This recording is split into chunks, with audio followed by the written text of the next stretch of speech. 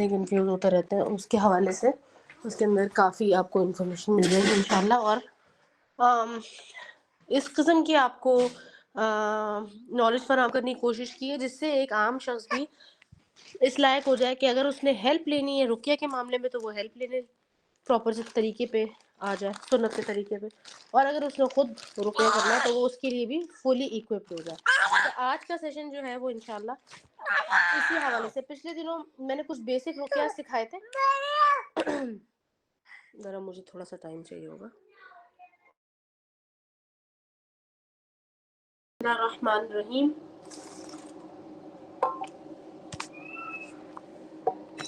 رب اشرح لي صدري ويسر لي امري واحلل عقدة من لساني يفقهوا قولي. اللهم فقهنا في الدين ربي زدني علما ربي ادخلني مدخل صدق واخرجني مخرج صدق واجعلني من لدنك سلطانا نصيرا. اعوذ بالله العظيم بوجهه الكريم سلطان القديم من الشيطان الرجيم. اللهم صل وسلم على محمد وعلى ال محمد وصحبه اجمعين. اما بعد. تو ہم نے دیکھا کہ کچھ رقیہ بیسک سے ہم نے کچھ رقیہ سیکھے جو ہر شخص کر سکتا ہے، کرنا آنا چاہیے سوائے ان لوگوں کے جو قرآن پڑھنا نہیں جانتے. اور صرف پڑھنے کی بات نہیں ہوتی، قرآن کو پہچاننا بھی بہت ضروری ہے. قرآن کے نام پر بہت زیادہ مینیپولیشن بھی ہوتی ہے، یا یہ بتایا جاتا ہے کہ قرآن کی فلاں آیت یا فلاں نمبر کے ساتھ اگر کوئی چیز ایڈ کر کے لکھی جائے تو وہ مریض کو بہت فائدہ دیتی ہے. دیکھیں فلاں مریض تھا وہ ٹھیک ہو گیا، اور وہ مریض ٹھیک ہو بھی جاتا ہے، اور ٹھیک سے مراد ہوتا ہے کہ اس کو افاقہ ہو جاتا ہے اس وقت کے لیے. جو سب سے پہلے تو آپ یہ سمجھ لیں کہ یہ پورا معاملہ ہمارا پیدائش سے لے کے ہماری موت تک کا جو معاملہ ہے وہ بیسیکلی یہی ہے کہ کوئی انسان اس دنیا سے کتنا عمل یا کتنا ایمان اکٹھا کر کے لے جاتا ہے اپنی آخرت کے لیے. تو اب اگر آپ کوئی ایسی حرکت کر دیں گے جس کی وجہ سے وہی کمپرومائز ہو جائے تو وہ بہت ضروری ہے جاننا. لہذا قرآن کو پہچاننا اور قرآن کو پڑھنا دونوں ہی بہت امپورٹنٹ ہے. صرف پڑھنا نہیں، ہمارے پاس زیادہ تر لوگوں نے پڑھا تو ہوتا ہے، لیکن کوئی اور اگر قرآن کے نام پر کوئی اور چیز آپ کو بتا دے تو ضروری نہیں کہ آپ اس کو پہچانتے ہو، اس لیے کیونکہ ہم نے قرآن کو کھول کھول کر اندر سے تو پڑھا ہوا نہیں ہوتا. اور جو لوگ آپ کو اس طرف دعوت دے رہے ہیں ان سے بھی آپ لوگ بھاگتے ہیں. قرآن کے ساتھ اگر آپ کی فیملیئرٹی نہیں ہے تو آپ اس بات کو اچھے سے سمجھ لیں کہ اگر آپ قرآن سے فیملیئر نہیں ہے تو اس کا مطلب ہے کہ کوئی اور ہی چیز سے پھر آپ فیملیئر ہو جائیں گے. اس لیے کیونکہ وہ جو دوسری چیز ہے وہ مسلسل متحرک ہے، اور وہ کیا ہے؟ شیطان. اللہ سبحانہ وتعالی قرآن میں فرماتے ہیں کہ تمہارا سب سے بڑا جو دشمن کھلا دشمن ہے. اللہ سبحانہ وتعالی نے فرمایا کہ کھلا دشمن ہے. عدو مبین کا لفظ استعمال کیا، عدو مبین. عدو سے مطلب ہوتا ہے ایسا دشمن جو نقصان پہنچا کر ہی بیٹھتا ہے، اور شیطان کیسا دشمن ہے کہ نقصان پہنچا کر وہ رک نہیں جاتا. یہ نہیں کہ چلو اس والے انسان کو میں نے افیکٹ کر دیا تھا، اب اس کو نہیں، اب میں نے کبھی اس کو نہیں کرنا، کسی اور کو کروں گا. ایسا نہیں کرتا وہ. یعنی کہ نقصان پہنچانے کے بعد اب وہ نیکسٹ تیاری کرتا ہے. اور مبین کا کیا مطلب ہوتا ہے؟ اوپن، کیونکہ اس نے اللہ سبحانہ تعالیٰ کے سامنے اوپن چیلنج کیا ہمیں. اللہ سبحانہ تعالیٰ دوسرے مقام پر قرآن میں فرماتے ہیں کہ اپنے دشمن کو پہچانو. کون ہے تمہارا دشمن؟ پھر یہ ریفرنسز ہم لوگ پہلے بھی دیکھ چکے ہیں کہ شیطان سے بچنا ہے آپ کو، اور اس کے آڑ میں اگر وہ انسانوں کو یا کسی بھی اور چیز کو آپ کے معاملات کو استعمال کر کے آپ کو مینیپولیٹ کرتا ہے تو اس کی پہچان آپ کو ہونی چاہیے. کس کی؟ شیطان کی پہچان ہونی چاہیے. شیطان کے مقابلے میں کون ہے؟ اللہ سبحانہ تعالیٰ، یا اللہ کا وہ بندہ جو اللہ کی ذات پر بہت بہتر طریقے سے توکل کرتا ہے جیسے کہ اللہ کی ذات پر توکل کرنے کا حق ہے. تو اس کے لیے توکل کرنے کے لیے کیا کرنا پڑے گا؟ آپ اپنا کیس کسی بھی وکیل کو ایسے ہی تو نہیں تھما دیں گے، ایڈوکیٹ کسی کو بنا تو نہیں دیں گے. آپ پہلے اس کو اپنے معاملات بتائیں گے، اس شخص کو جانیں گے کہ وہ شخص کوالیفائڈ ہے یا نہیں ہے. تو اس کیس میں توکل اللہ کا مطلب ہے کہ اللہ سبحانہ تعالیٰ کو آپ نے اپنا ایڈوکیٹ بنا، تو اللہ کو جاننا بھی ضروری ہے. اور اللہ سبحانہ تعالیٰ ہمیں کہاں کہاں ریپرزینٹ کر سکتے ہیں وہ جاننا بھی ضروری ہے. کہیں ایسا تو نہیں کہ اللہ نے لمٹ رکھی ہوئی ہے کہ اس فلاں معاملے میں انسان کی مدد نہیں کروں گا. کیونکہ اگر اللہ سبحانہ تعالیٰ کو ہم نے اپنا رب مانا تو ہم یہ تو جانتے ہیں اچھے سے کہ اللہ سبحانہ تعالیٰ کی لمٹ نہیں ہے، کہ رب ہی وہی ہوتا ہے جس کی کسی چیز کی لمٹ نہیں ہے، ہر چیز بیش بہا ہے. یا پھر یہ جاننا کہ ہماری کوئی ایسی ایکٹیویٹی تو نہیں ہے، ہمارا کوئی ایسا عمل تو نہیں ہے جس کی وجہ سے اللہ کی مدد یا اللہ کی ایڈوکیسی میرے حق میں وہ ریسٹرکٹ ہو جائے گی، رک جائے گی، یا بند ہو جائے گی، یا آئے گی ہی نہیں. یہ چیزیں جاننا آپ کے ایمان کو بوسٹ کرتا ہے. اللہ کو پہچاننا، اللہ سبحانہ تعالیٰ کے بھیجے گئے رسولوں کو پہچاننا، ان کی تعلیمات کو پہچاننا، اور سب سے بڑی بات قرآن کو پہچاننا.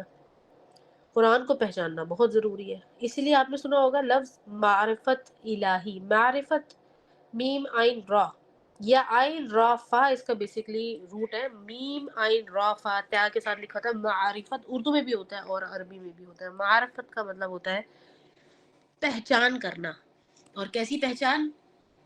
بالکل ڈیپتھ پہ، پکی پہچان، پتا ہو کہ یہی اس شخص کی آئیڈینٹیفیکیشن ہے. تو معرفت الہی سے مراد ہوتا ہے اللہ سبحانہ تعالیٰ کو پہچاننا. آپ جیسے ہی اللہ کو پہچانیں گے پھر آپ اس دشمن کو بھی پہچانیں گے جس نے اللہ سبحانہ تعالیٰ کے سامنے جرأت کی ہمیں چیلنج کر رہا ہے. وہ اللہ کو چیلنج کیا ہمارے معاملے میں. اور آپ یہ دیکھیے کہ ہم کسی بھی چیز پر طاقت نہیں رکھتے، کوئی قوت نہیں ہے ہماری. لہٰذا رسول اللہ صلی اللہ علیہ وسلم نے کیا تصویر سکھائی؟ لا حول ولا قوت الا باللہ. بس اتنی سی بات کرنی ہے آپ نے اور اللہ سبحانہ تعالیٰ کے حوالے آپ کے تمام معاملات ہو گئے. 99 دنیاوی معاملات جس میں سے سب سے چھوٹا معاملہ ہے غم اور ہم کا، ڈپریشن کا معاملہ. اور یہ چیز، اس کی گارنٹی رسول اللہ صلی اللہ علیہ وسلم نے خود دی ہے ہمیں. لہٰذا اب آتی ہے بات اس چیز کو پہچاننا، اس کو جاننا جو ہمیں مسلسل چیلنج کر رہا ہے اور کسی بھی وقت ہمارے سونے جاگنے یہاں تک کہ ہماری موت کے بعد بھی نہیں رکتا ہو، موت کے بعد بھی متحرک رہتا ہے، ہر وقت فل ایکشن میں رہتا ہے یہ. اب شیطان کو پہچاننا. اگر کچھ لوگ خوف کے مارے بھی اس کی طرف آ جاتے ہیں تو بہت بڑی بات ہے. کچھ لوگ اس خوف کے نتیجے میں پیدا ہونے والی اللہ سبحانہ تعالیٰ کی پہچان کی وجہ سے جو اللہ سے اور دین سے محبت کرنے لگتے ہیں، تو اس سے بڑی بات تو کوئی ہے ہی نہیں. اس سے بڑی کامیابی تو دنیا میں کوئی ہو ہی نہیں سکتی. پھر یہ ہے کہ ان ساری چیزوں کو مسلسل رینیو بھی کرنا پڑتا ہے، بار بار اپنے آپ کو ایک دوسرے کو ریمائنڈ کرنا. چاہے آپ ہوں چاہے میں ہوں، کتنی بھی نالج ہمارے پاس ہو، کتنی بھی نالج ہو، یہ نالج جو ہے نا کسی نہ وقت فیڈ ہوتی ہے. آپ کبھی بیمار ہو گئے، آپ کسی دن الفجر نہیں پڑھ سکے، کسی دن آپ نے شام کے ذکر نہیں کیا، کبھی کوئی مہمان آ گیا، کہیں آپ کو جانا پڑ گیا، کسی اور آپ کے خاندان میں معاملات ہو گئے، کچھ بھی اچھے برے معاملات، یہ دنیاوی معاملات لگے رہتے ہیں. اور یہ کیا ہے؟ یہ اللہ کی طرف سے آزمائش ہے. یہ جب آتی ہے جب یہ اللہ سبحانہ تعالیٰ دیکھنا چاہتے ہیں کہ یہ بندہ میرا مجھے اپنی کنوینئنس پہ یاد کرتا ہے یا میرے لیے الگ سے وقت نکالتا ہے. اور آپ میں سے ہر شخص اس دنیا میں، ہر شخص کو اللہ سبحانہ تعالیٰ سے اسپیشل ٹریٹمنٹ چاہیے کہ ہم کوئی اسپیشل لوگ ہیں اور ہمیں اللہ تعالیٰ اسپیشل ٹریٹ کرے. لیکن اللہ کو اسپیشل ٹریٹ کرنے کو کوئی تیار نہیں ہے. اس بات کو سمجھیں. لہٰذا شیطان، ابلیس، یہ ہر وقت متحرک اس لیے رہتا ہے کیونکہ یہ ہمیں بھی پہچانتا ہے اور یہ اللہ کو بھی پہچانتا ہے. اسے کوئی شک نہیں اللہ پر، اسے اللہ کی طاقت پر، اللہ سبحانہ تعالیٰ کی وحدانیت پر، اللہ سبحانہ تعالیٰ کے رب ہونے پر، اللہ سبحانہ تعالیٰ کے کل احاطہ ہونے پہ. وہ اللہ سبحانہ تعالیٰ نے فرمایا نا کہ وَهُوَ عَلَى كُلِّ شَيْءٍ قدیر. اس چیز پر اس کو کوئی شک نہیں ہے. اس کو جنت اور جہنم پر بھی کوئی شک نہیں ہے، ہم نے تو دیکھی ہی نہیں. لہٰذا اس یقین کے باوجود آپ دیکھیں وہ کس طریقے سے کام کر رہا ہے. اب اللہ سبحانہ تعالیٰ نے اس کے نتیجے میں ایک بات کو سمجھیں. اللہ سبحانہ تعالیٰ نے اس کے نتیجے میں ہمارے لیے بہت ساری آسانیاں، بہت ساری کنوینئنس رکھ دی ہے. یہ نہیں کہا کہ یہ جتنا زیادہ تمہیں تنگ کر رہا ہے، جتنا زیادہ تمہارے پیچھے لگا ہوا ہے، اٹیک کر رہا ہے تم پہ بیک ٹو بیک، اتنا زیادہ تمہیں ویجیلنٹ نہیں ہونا، بس تھوڑا سا ہونا ہے، بالکل تھوڑا سا. اللہ سے اپنی لا لگا لو، یعنی کہ اللہ کے ساتھ اپنا کنیکشن جوڑ لو اور پھر سارے معاملات سیدھے ہو جاتے ہیں. یہی وجہ ہے کہ جس کی وجہ سے میں بار بار آپ سب کو کہتی ہوں کہ آپ لوگ اپنا رقیہ یا دم یا منزل یا کیا کہتے ہیں آپ لوگ، جھاڑ پھونک اپنے خود کریں. آپ کے اندر جو تکلیف ہے، جو پریشانی ہے، کبھی کبھار کسی کو جادو، جنات یا نظر کا جو معاملہ ہوتا ہے وہ کوئی جسمانی بیماری نہیں دے رہا ہوتا. کبھی کبھار اس قسم کے معاملات کسی کے کاروباری گھریلو معاملات پر اثر انداز نہیں ہوتے، صرف اور صرف اندرونی ذہنی یا دلی بے چینی ہوتی ہے ان کو. اب اس طرح کا کوئی شخص اگر ایسی کسی کیفیت سے گزر رہا ہے، کنفیوژن زیادہ ہے، اس کو نیند آتی ہے، کسل ہوتا ہے اسے، یا اسے نماز پڑھنے کے لیے بھی بہت اپنے آپ کو اٹھانا پڑتا ہے، بہت سارے معاملات، ٹھیک ہے، میں کیا بات کر رہی ہوں، ایموشنل معاملات کی.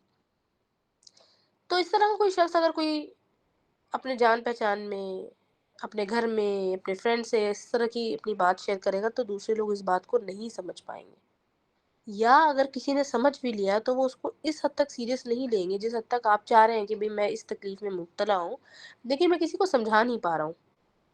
لیکن کون سنے گا؟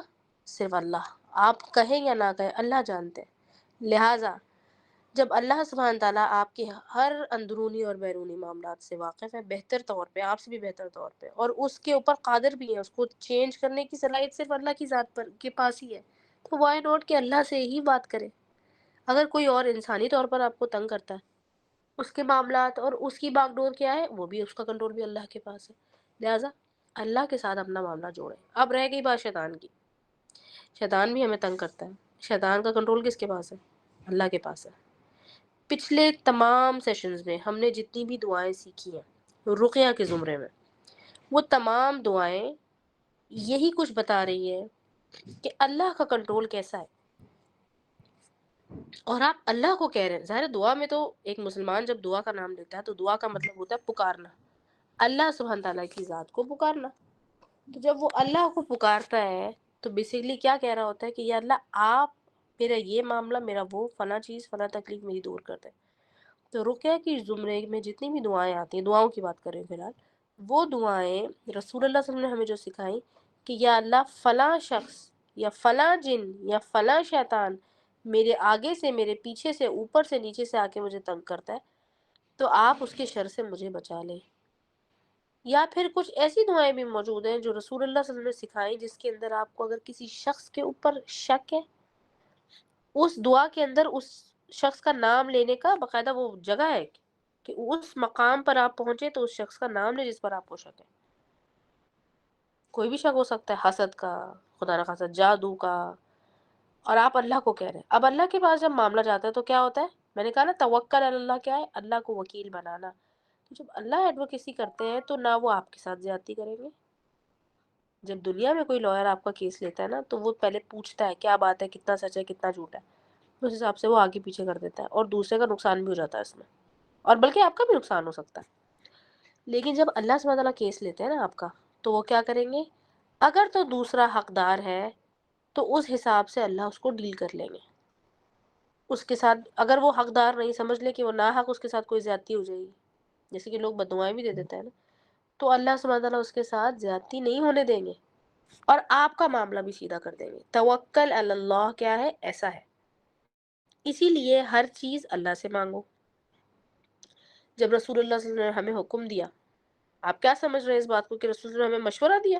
رسول اللہ نے حکم دیا کہ جب مانگنا ہے، جوتے کا تسمہ بھی مانگنا ہے تو وہ اللہ سے مانگو. یعنی کہ خود سوچیں آپ، کیا اللہ سبحانہ تعالیٰ ہمارے لیے ارینج کریں گے؟ وہ انسانی دماغ جو ریشنالٹی پر بیسڈ ہے وہ تو یہی سوچتا ہے کہ یہ اللہ تعالیٰ نے مجھے کہاں سے جوتے کا تسمہ لا کے دینا ہے، نہیں لا کے دینا. لیکن آپ نے جب اللہ سے مانگنا ہے تو ارینجمنٹ یعنی کہ اسباب کس نے پیدا کرنے؟ اللہ نے. اسی طرح سے جب آپ دعا کرتے ہیں کسی تکلیف میں، پریشانی میں، کہ یا اللہ مجھے اس طرح کی کوئی ایموشنل پریشانی ہو رہی ہے، الجھن ہو رہی ہے، میں کسی چیز سے چڑ رہی ہوں، میں زیادہ چڑچڑی ہو گئی ہوں آج کل، یا میں زیادہ آرام پسند ہو گئی ہوں، یا میں یاد نہیں کر پا رہی ہوں اپنے سبق وغیرہ، کیونکہ آپ لوگ تو ماشاء اللہ زیادہ تر آپ میں سے دین کے اسٹوڈنٹس ہی ہیں، تو وہ چیز اللہ سبحانہ تعالیٰ ٹیکل کریں گے. اور ساتھ کیا؟ رسول اللہ صلی اللہ علیہ وسلم کی بتائی ہوئی وہ دعائیں جس کے اندر باقاعدہ مینشنڈ ہے کہ فلاں شیطان، جیسے کہ پچھلے ہم نے سیشن میں دیکھا تھا کہ میں نے کچھ آپ کو سمٹمز بتائے تھے جس کے اندر خواب وغیرہ بھی انکلوڈڈ تھے. آج کے سیشن میں انشاءاللہ میں آپ کو کچھ ایسی صورتیں بتاؤں گی. ویسے تو قرآن پورے کا پورا ہی شفا ہے، لیکن ہم نے جو ٹیچر سے اپنے سیکھا اور جو مختلف راقی، جو سینئر راقی ہوتے ہیں، رقیہ کرنے والے شیوخ جو ہوتے ہیں جس کو وہ اپنے پریکٹس میں لے کر آتے ہیں، ان میں سب سے پہلے آج ہم دیکھیں گے سورہ قرآنی صورتوں میں. پچھلے سارے عرصے میں ہم لوگ دعائیں کرتے رہے، آپ لوگ پچھلے سیشنز میں جا کر دیکھیے، ٹیکسٹ وغیرہ آپ کو سب مل جائے گا انشاءاللہ. پھر بھی کوئی سوال جواب ہوگا تو آپ آگے کر سکتے ہیں، یا کوئی چیز ریپیٹ کرنا چاہیں تو وہ میں انشاءاللہ اللہ کے حکم سے کر دوں گی. لیکن آج جو سیشن ہے وہ ہے قرآنی صورتوں کے معاملے میں. پچھلے 2 سے 3 سیشن پہلے ایک سیشن تھا جس کے اندر میں نے سورہ فلق، سورہ ناس اور سورہ اخلاص کے بارے میں رقیہ کے ساتھ اس کو انجوائن کر کے آپ کو سمجھانے کی کوشش کی تھی کہ اس کا اصل میں مطلب کیا ہے اور یہ کیسے رقیہ کے مقاصد کے لیے استعمال ہوتا ہے اور کیسے کہ یہ کس لیے نازل ہوا، یہ سب تو ہم جانتے ہی ہیں۔ اسی طرح سے ہم آتے ہیں اما پارا جو آپ کا ہے، جز اما لاسٹ، اس کے اندر ایک اور سورہ ہے جس کا نام ہے سورۃ البروج۔ ایک تو یہ سورہ یہ استعمال کی جاتی ہے، اس کی تلاوت کی جاتی ہے ان لوگوں کے لیے جو نظر کے سمٹمز شو کر رہے ہیں لیکن ان کے سمٹم سے ایسا اندازہ ہو رہا ہے یا رقیہ سے یہ اندازہ ہو رہا ہے کہ ورس ہو گئے معاملات۔ کیسے؟ جیسے ہم نے پچھلے سیشن میں آپ کو سمٹمز بتائے، تو ان سمٹمز میں کیا ہوتا ہے کہ جب آپ ایک بیسک رقیہ کرتے ہیں یا سادہ والا رقیہ کرتے ہیں، تو سادہ رقیہ کا یہ ہرگز مطلب نہیں ہے کہ وہ کوئی چھوٹا رقیہ ہے یا اس کا کوئی خاص اثر نہیں ہے۔ اس کا وہ کبھی کبھار میں نے آپ کو بتایا تھا وہ ڈائگنوسٹک موڈالٹی کے لیے بھی یوز ہوتا ہے۔ ڈائگنوسٹک موڈالٹی کا مطلب ہے کہ ڈائگنوز کرنے والی کوئی چیز، تو بعض وقت اگر ہلکا پھلکا معاملہ ہے تو وہ اس سے کیور ہو جاتا ہے، اور اگر کوئی زیادہ چیز ہے تو وہی قرآن کی صورتیں یعنی کہ آیت الکرسی جو کہ بہت بڑی اللہ سبحانہ تعالیٰ نے اس کا مقام رکھا ہے قرآن کی صورتوں میں، یہ اپنے آپ میں ہی ایک اکیلی آیت ہی بہت بڑی ہے۔ پھر سورہ الفاتحہ اینڈ دین سورہ البقرہ کی آخری 2 آیتیں یعنی کہ آخری رکوع، وہ میں نے آپ کو بتایا تھا۔ تو اکثر ہی اس کو پڑھنے کے دوران ہی، دم کرنے کے دوران ہی معاملہ اللہ کے حکم سے سولو ہو جاتا ہے، ادروائز اس کو پڑھنے کے دوران کسی کے سمٹم جو ہیں وہ جاتے نہیں ہیں بلکہ بڑھ جاتے ہیں۔ اب اس کے بارے میں اس سے پہلے میں نے کبھی بھی بات نہیں کی۔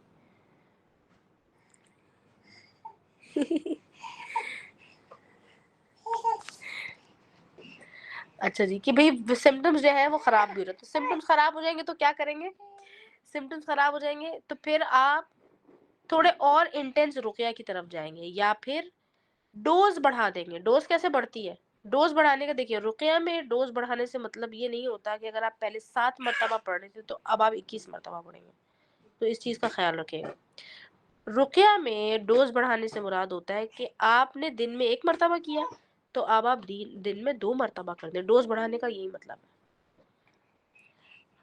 عام کیسز میں، چھوٹے کیسز میں یا تازہ جو ہوئے ہوئے کیسز ہوتے ہیں اس کے اندر آپ نے 1 دفعہ پڑھا، پانی دم کیا اور اس کو جو ہے وہ چند دن چلایا، اس میں کافی فرق پڑ جاتا ہے۔ لیکن پراپر طریقہ کیا ہے کہ روزانہ 1 مرتبہ دم یعنی کہ رقیہ کا پانی تیار کرنا یا اولیو آئل یا دیگر جو بھی آپ کو اور مٹیریلز بتائیں ان کو یوز کرنا اور وہی پانی پینا، اسی کو اپنے اوپر بھی چھڑک لینا، اپنے کمرے، اپنے بستر، کیونکہ بستر پہ آپ کو پتہ ہے بستر روز تو نہیں چینج کیا جاتا، مطلب زیادہ سے زیادہ آپ چادر چینج کر لیں گے، کورز چینج کر لیں گے، بلینکٹس، یہ وہ سب چیزیں چینج نہیں کی جاتی نا، تو اس پہ چھڑک لینا اور وضو کا خیال رکھنا۔ بیبی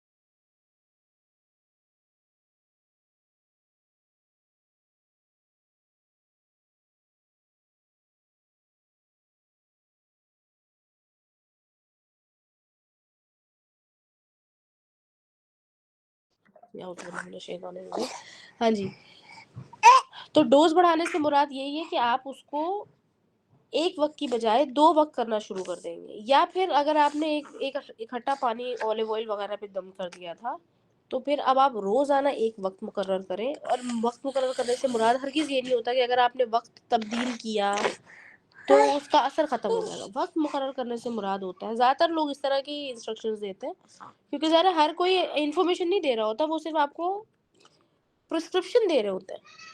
تو اس کا مطلب یہ ہوتا ہے کہ اگر آپ وقت مقرر کر لیں گے تو آپ کے لیے آسان ہو جائے گا اس کی کنٹینیوٹی کرنا, اس کو مسلسل تسلسل میں کرنا آسان ہو جائے گا آپ کے لیے, یہ مطلب ہوتا ہے. تو اب آپ اس کو روزانہ ایک وقت مقررہ وقت پہ کر لیں جو آپ کو سوٹ کرتا ہے. نہیں تو اگر کسی وجہ سے چھوٹ جاتا ہے تو آپ دوسرے وقت پر کر لیں, روز کرنا. پھر دوسرا طریقہ کیا ہے کہ ایک وقت کی بجائے 2 وقت پہ پڑھنا. اور مسلسل پانی جو آپ کنزیوم کریں گے نا پینے کا, خاص طور پر پینے کا پانی پیور جو ہوتا ہے, وہ پانی آپ نے یہی والا دم کیا ہوا دم شدہ پانی ہی استعمال کرنا ہے. اور اگر آپ کو زمزم مل جائے تو بیسٹ ہے. ٹھیک ہے, زمزم آپ ارینج کر سکتے ہیں تو بہت اچھی بات ہے. آئی ڈونٹ نو کہ پاکستان انڈیا میں کیوں زمزم کے لیے جو ہے وہ کسی عمرہ حج آنے والے کا ہی انتظار کیا جاتا ہے. اگر آپ پراپر دکانوں والوں کے پاس جائیں تو آپ کو زمزم باقاعدہ مل جائے گا, کیونکہ زمزم کئی سال ہو گئے ہیں کہ وہ بیچتے ہیں زمزم. ٹھیک ہے, تو چھوٹے والے بھی آپ کو چھوٹی بوٹلز بھی مل جائیں گی, بڑی بوٹلز بھی مل جائیں گی, اور وہ آپ چاہیں تو صدقے کے طور پر آگے دے بھی سکتے ہیں. ٹھیک ہے, اچھا اس کے علاوہ اب آتے ہیں ہم سورہ اخلاص, سورہ فلق اور سورہ ناس کے علاوہ. ٹھیک ہے, میں نے کیا بتایا, میں نے کہا کہ سورۃ البروج جو ہے وہ اس بیماری میں کام آتی ہے, یا اس کا بہت اچھا ہم نے دیکھا ایفیکٹ, کہ جن کو پرانی کوئی نظر لگی ہو اور رقیہ کرنے کی وجہ سے ان کا سمٹم جا بھی نہیں رہا یا بڑھ گیا ہے, بے چینی بڑھ گئی ہے, چڑچڑاپن بڑھ گیا ہے, یا اس شخص سے دوسرے لوگ بھی چڑنا شروع ہو گئے, یا کوئی کہے کہ یار میرا دل نہیں چاہتا کہ اس کا رقیہ کروں, میں کسی سے کروا لیتا ہے. یہ اپنے آپ میں بہت بڑا سمٹم ہے, اور یہ سمٹم ہمارے گھر میں پریٹی مچ ہر دوسرے گھر میں یہ ہوتا ہے. مطلب ہفتے میں 10 دن میں ایک مرتبہ ہوتا ہی ہوتا ہے. اور اس کا یہ مطلب نہیں کہ آپ نے صبح شام کے اذکار پڑھے پھر بھی ہو گیا. اس کا مطلب یہ ہے کہ آپ نے صبح شام کے اذکار پڑھے تو اس کی انٹینسٹی کم ہو گئی, ورنہ اللہ کے حکم سے اگر آپ نے نہ پڑھا ہوتا, بھول گئے ہوتے, آپ غافل ہوتے, تو پھر اس کا امپیکٹ اور بھی زیادہ آتا. ٹھیک ہے, اچھا جی. اللہ سبحانہ تعالیٰ کے بارے میں وسوسے آنا یا بہت زیادہ سوچتے رہنا, دوسرے لوگوں کو بہت زیادہ جج کرنا, بہت زیادہ ان کے بارے میں بات کرنا, یہ وہ 2 مختلف سمٹمز ہیں جو آپ کو غور کرنے پر ہی سمجھ میں آئیں گے. اور یہ والے جو سمٹمز ہوتے ہیں نا, یہ سیلف اسیسمنٹ کے سمٹمز ہیں, یعنی کہ آپ نے ذاتی طور پر جب اپنے آپ کو چیک کرنا ہے تو آپ نے ان 2 چیزوں کی, ان 2 نشانیوں کو ضرور دیکھنا ہے. ٹھیک ہے,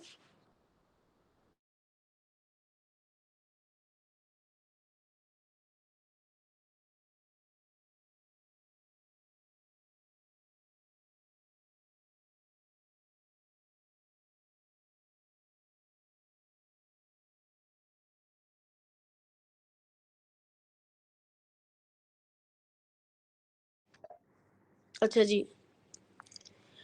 تو سیلف اسیسمنٹ میں ان 2 نشانیوں کو ضرور دیکھیے گا. اس کے علاوہ سورۃ البروج پوری شروع سے لے کے آخر تک پڑھنا.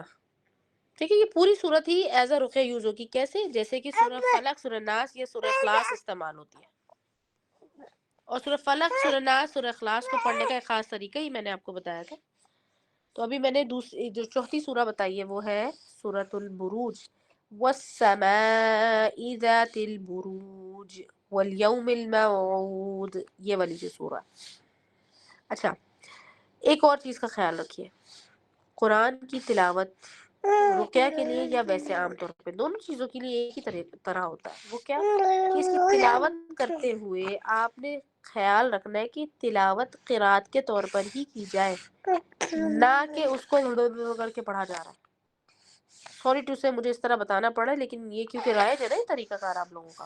لہٰذا مجھے اس طریقے سے ہی بتانا پڑ رہا ہے آپ لوگوں کو. اچھا جی، اگر نہیں آتا تو سیکھ لیں. میں نے کہا شروع میں کہ جس تکلیف میں، جس پریشانی میں آپ مبتلا ہیں، جب آپ اس کے بارے میں اللہ سے دعا کریں گے اور جب آپ اپنے اوپر یا اپنے گھر والوں میں سے کسی کے اوپر دم کریں گے تو اس کا امپیکٹ اور ہوگا. کیونکہ یاد رکھیں ہم اسپرچویلٹی کی بات کریں اور اسپرچویلٹی کا کنیکشن ایموشن سے تو ہے. کون سا ایموشن؟ جو کہ ہمارے اس قلب میں ہوتا ہے جو اللہ سبحانہ تعالیٰ نے بنایا. قلب مطلب کہ یہ والا ہارٹ نہیں، فزیکل ہارٹ نہیں، اسپرچوئل ہارٹ جو ہوتا ہے. ٹھیک ہے. اچھا جی، سورۃ البروج کو کیسے پڑھنا ہے؟ سورۃ البروج کو پڑھنے کا جو طریقہ شیخ اقبال سلفی سے میں نے سیکھا، انہوں نے وہ طریقہ سکھایا ہے کہ نظر شدہ جو مریض ہے اس کے اوپر آپ نے یہ دم کرنا ہے، اس کے کان میں اس وقت پڑھنا ہے جبکہ وہ سو رہا ہو، خاص طور پر فجر کے وقت پہ، فجر سے تھوڑی دیر پہلے، فجر کے آس پاس، یہ فجر کی اذان ہو چکی ہو اندھیرے میں. ٹھیک ہے. آپ نے مریض کے کان میں سورۃ البروج پڑھنی ہے. اچھا، ہمارے رائٹ اور لیفٹ ایئرز ہے تو اپنے کس حساب سے کرنا ہے؟ اپنے لیفٹ ایئر میں قرآن ہی پڑھنا ہے. کس طرح پڑھیں گے؟ اتنی آواز سے کہ مریض کو آواز جائے لیکن وہ جگ نہ جائے، اٹھ نہ جائے. اس کے بعد آپ یہ چیز کم سے کم 7 سے 11 دن روزانہ جاری رکھیں گے. سب سے بیسٹ تو یہی ہوتا ہے کہ آپ نے یہ فجر کے آس پاس کیا کام. رقیہ کے کوئی بھی معاملات، خاص طور پر رقیہ کے کوئی بھی معاملات فجر سے جو شروع ہوتے ہیں، جتنا وہ شخص اگر فجر کی پابندی کر لے، پڑھنے والا بھی یا مریض جو خود ہے وہ بھی، متاثر شدہ جو شخص ہے، تو آپ سمجھ لیں کہ 50 to 60% کام ویسے ہی ختم ہو جاتا ہے. اب محنت نہیں کرنی پڑتی زیادہ، جب تک کہ خدا نہ خاصا کھلا پلانے والا کچھ کام نہ ہو. اس کا بھی اثر بہت زائل ہو جاتا ہے لیکن نظر تو آ جاتا ہے نا. ٹھیک ہے. اس کو آپ نے 7 مرتبہ اول آخر درود شریف کے ساتھ ہی پڑھنا ہے. بیٹھ کر تسلی سے تلاوت کرنی ہے، نہیں تو تلاوت لگا دیں. فار ایگزامپل آپ روزانہ نہیں پڑھ سکتے، پہلے دن آپ نے کیا، اس کو ریکارڈ کر لیا 1 till 7 times اور پھر اس کو آپ نے پلے کر دیا. اب آتے ہیں ہم جنات کی موجودگی یا اس طرح کے کوئی سمٹمز اگر کوئی فیل کر رہا ہے اپنے جسم میں، اپنے گھر میں، اپنے کمرے میں، کسی خاص کوریڈور میں، اپنے گھر کے آس پاس ان کو لگ رہا ہے. گھر کے آس پاس سے مراد ہے آپ کے گھر کے دروازے کی طرف یا گھر کے جو بیک سائڈ ہوتی ہے یارڈز وغیرہ میں، آپ کو لگ رہا ہے کہ بھی یہاں پر نا کچھ پیرانارمل ایکٹیویٹی چل رہی ہے. اکثر ہی یہ ہوتا ہے کہ جو جنات وغیرہ ہوتے ہیں یہ کوئی کسی کے اندر نہیں ہوتے، یہ ایک خاص ایریا پہ ہوتا ہے، ایک خاص جگہ میں ہوتا ہے. ہو سکتا ہے وہ ایک ٹائل جتنی، 1 فٹ جتنی جگہ ہو آپ کے گھر میں، ہو سکتا ہے آپ کے واش روم کے سامنے صرف دروازے تک کی حد ہو، کیونکہ ایک ڈائمنشن الگ ہوتی ہے نا. اس ڈائمنشن میں کچھ اوپننگ اگر وہ اللہ کے حکم سے وہ بھی اپنی جگہ سے باہر نہیں نکلتے، تو آپ نے ان کو نقصان نہیں پہنچانا، کچھ نہیں کرنا ہے. آپ کی نیت کیا؟ اللہ سبحانہ تعالیٰ سے دعا کرنی ہے اور آپ نے کیا کرنا ہے؟ سورۃ صافات، خاص طور پر سورۃ جن نہیں، سورۃ صافات یوز کرنی ہے. سورۃ صافات یا تو آپ اس کی ریسیٹیشن کر لیجئے، بہتر یہ ہے کہ اس کی ریسیٹیشن لگا لیجئے. اس کے بعد اچھے خاصے ہم نے دیکھے سمٹمز ڈسپیئر ہو جاتے ہیں. یہ والے جو میں نے سمٹم بتایا، ریزن بتایا، اس کا ریزن یہ ہے. کسی کے گھر خدا نہ خواستہ میں رہ رہے ہیں اور کسی نے آ کے بتایا ارے بھائی آپ کے یہاں تو پتہ نہیں 8 رہتے ہیں یا پورا قبیلہ رہتا ہے جنوں کا. اب یہ اس قسم کی باتیں کوئی اگر آپ کو بتائے گا تو آپ نے اس کے باوجود بھی آپ نے کوئی چھیڑخانی، تعویذ اور کچھ چھڑکنا وڑکنا نہیں ہے. بس وہی کرنا ہے جو کہ رسول اللہ صلی اللہ علیہ وسلم کا طریقہ ہے یا بتایا گیا ہے، جو مجرب ہے قرآن اور مسنون طریقہ کار سے. اسی میں آپ کو فائدہ ہوگا اور اسی میں آپ کا نقصان کم ہوگا. ورنہ وہ جو واقعات آپ نے سنے ہیں نا کہ بھئی وہ رقیہ کر رہے تھے یا کسی کا جن نکال رہے تھے تو اس پہ سے نکل کے اس پر چڑھ گیا، یا اس کی طبیعت خراب ہو گئی، اس نے الٹیاں کر لی، اس کے آنکھوں میں آنکھ لال ہو گئی، اس کا گلا خراب ہو گیا، اس قسم کی جو ہم باتیں سنتے ہیں نا، یہ سارے غلط طریقہ کار کی وجہ سے ہوتا ہے. تو سورہ صافات ایک وہ سورہ ہے جس کی وجہ سے ہم نے دیکھا کہ انہیں بڑی تکلیف ہوتی ہے، یا تکلیف سے مراد یہ کہ یہ اریٹیٹ ہوتا ہے اور یہ اس جگہ کو چھوڑ کر وہاں سے چلے جاتے ہیں، وہاں نہیں آتے۔ اور شروع میں آپ کو بتایا تھا اذان کے بارے میں کہ اذان اگر اس جگہ پر دی جائے مسلسل 3 دن صبح شام، تو وہاں سے بھی جنات جو ہے وہ غائب ہو جاتے ہیں، بھاگ جاتے ہیں وہاں سے، ٹھیک ہے۔ اچھا جی، اب آتے ہیں ہم رسول اللہ صلی اللہ علیہ وسلم کے بتائے ہوئے طریقے میں۔ ایک سورہ ہے سورۃ القلم، سورہ قلم کی آخری آیتیں جو ہیں وہ بہت مجرب ہیں، اور مجرب کے علاوہ رسول اللہ صلی اللہ علیہ وسلم نے باقاعدہ نظر کے لیے ہی بتائی ہیں، ٹھیک ہے، نظر کے لیے ہی بتائی گئی ہے۔ یہ دیکھیے گا سورہ قلم میں، اعوذ باللہ من الشیطان الرجیم، بسم اللہ الرحمن الرحیم، لاسٹ میں بالکل جائیں گے ہم۔ وَإِن يَكَادُ الَّذِينَ كَفَرُوا لَيُزْلِقُونَكَ بِأَبْصَارِهِمْ لَمَّا سَمِعُوا الذِّكْرَ وَيَقُولُونَ إِنَّهُ لَمَجْنُونٌ وَمَا هُوَ إِلَّا ذِكْرٌ لِّلْعَالَمِينَ۔ یہ جو دو آیتیں، یہ دو آیتیں صرف 51 اور 52۔ وَإِن يَكَادُ الَّذِينَ سے میں نے آپ کے سامنے جس طرح پڑھی اسی طرح پڑھنی چاہیے۔ یہ آپ نے کم سے کم 11 مرتبہ، زیادہ سے 21 مرتبہ اس کو پڑھیں، پانی پر دم کریں، مریض پر دم کریں، نظر کے مریض پر، اور ساتھ ہی اگر آپ سورہ الفاتحہ بھی ایڈ کر لیتے ہیں تو آپ کو بہت فرق پڑے گا۔ سورہ الفاتحہ 3 مرتبہ پڑھ لیجئے یا 7 مرتبہ پڑھ لیجئے، اور ساتھ ہی یہ کہ سورہ الفاتحہ کو ایڈ کرنے کا مطلب ہوتا ہے کہ جیسے کہ پیناڈول ایڈ کر لیا آپ نے، ٹھیک ہے۔ پیناڈول ہر بیماری میں لوگ پیناڈول کھا رہے ہوتے ہیں، لیکن پیناڈول جو ہے وہ کسی بیماری کی کا کیور نہیں ہے، لیکن اس سمٹم سے تکلیف وہ جو ہو رہی ہوتی ہے نا، جسم میں درد ہے، گردن میں درد ہے، سر میں درد ہے، آنکھ میں درد ہو رہا ہے، ریلیف ہو جاتا ہے، صحیح، یعنی کہ اینٹی انفلیمیٹری۔ اسی طریقے سے یہ سورہ الفاتحہ کیور ہے نا، یہ ٹھنڈک پیدا کر دیتی ہے۔ کسی بھی مریض کو تکلیف ہے، چاہے وہ خدا نہ خاصا کسی کینسر میں مبتلا ہے، کسی اور روزمرہ عام بیماری میں مبتلا ہے، اس کو نزلہ ہو گیا، بخار ہو گیا، اس میں بھی سورہ الفاتحہ ساتھ پڑھیں اور ٹارگیٹڈ دوائیں بھی اس کو دیں تو اس کو جلدی فرق پڑے گا، ٹھیک ہے۔ اسی طرح سے آپ نے اگر رقیہ میں سورہ الفاتحہ بھی ایڈ کر لی تو پھر آپ کا کیا ہوگا، سمٹم جلدی چلا جائے گا، اور جو اندر کا جو انٹرنل ٹریٹمنٹ ہے وہ بھی ہو جائے گا۔ انٹرنل ٹریٹمنٹ کیا ہے؟ نظر بد جو ہوتی ہے۔ اچھا دیکھیں، نظر کی بھی کچھ مختلف اقسام ہوتی ہے۔ آپ نے سنا ہوگا پیار کی نظر بھی لگ جاتی ہے، کچھ لوگ کہتے ہیں نظر لگ گئی ہے، کچھ لوگ کہتے ہیں نظر بد ہو گئی ہے، یا حسد کی نظر۔ دیکھیے ان تینوں میں تھوڑا سا اختلاف ہے، لیکن یہ تینوں الگ الگ اقسام ہے، یاد رکھیے گا۔ تو ان میں سے وہ 2 ٹائپ کی نظریں جس کو ہم کہتے ہیں نظر بد یا نظر کا لگ جانا، یعنی کہ کسی نے زیادہ غور سے دیکھ لیا، اب برکت کی دعا اس نے دی نہیں۔ برکت والی دعا والا سیشن بھی ہم کر چکے ہیں، رقیہ میں ہی کیا تھا ہم نے۔ تو اب جو ہے وہ جو چیز ہے وہ متاثر ہو گئی ہے، یا انسان ہے، اگر جانور ہے تو وہ بھی متاثر ہو گیا، کوئی بھی چیز آپ سے ریلیٹڈ متاثر ہو گئی۔ جب آپ سورہ الفاتحہ کے ساتھ یہ والی سورہ یعنی کہ سورہ قلم کی آخری 2 آیتیں، آیت نمبر 51 اور 52 پڑھیں گے، یہ رسول اللہ صلی اللہ علیہ وسلم کی حدیث میں موجود ہے، اور اس کو پڑھ کر دم کریں گے، انشاءاللہ پہلی دفعہ میں ہی فرق پڑ جاتا ہے، پہلی دفعہ میں ہی فرق پڑتا ہے۔ ساتھ جو آپ کو شروع میں ساتھ ہی جو دکھائی تھی، ایک بتائی تھی دعا، جو درد کی دعا ہوتی ہے، اس کو بھی اگر پڑھ لیا جائے نظر کے کیسز میں قرآن کی آیتوں کے ساتھ، بہت ہی زبردست ایفیکٹ آتا، بہت زبردست ایفیکٹ دیکھا ہم نے۔ اور وہ کیا ہے؟ اعوذ باللہ وقدرتہ من شر ما اجد واحاذر، یہ والی جو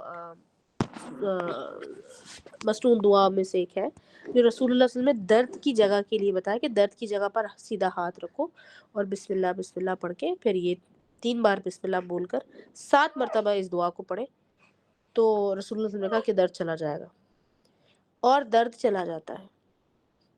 ہر کیس میں نے یہ دیکھا، چاہے وہ کسی بھی طرح کا درد ہو، چاہے واقعی زخم کا ہی درد کیوں نہ ہو، سر کا درد کیوں نہ، اکثر آپ نے کتابوں میں دیکھا ہوگا لکھا ہوگا سر درد، اگر سر کے درد کی دعا، یا لکھا ہوتا ہے پیٹ کے درد کی دعا، کیونکہ یہ 2 وہ ایسے درد ہیں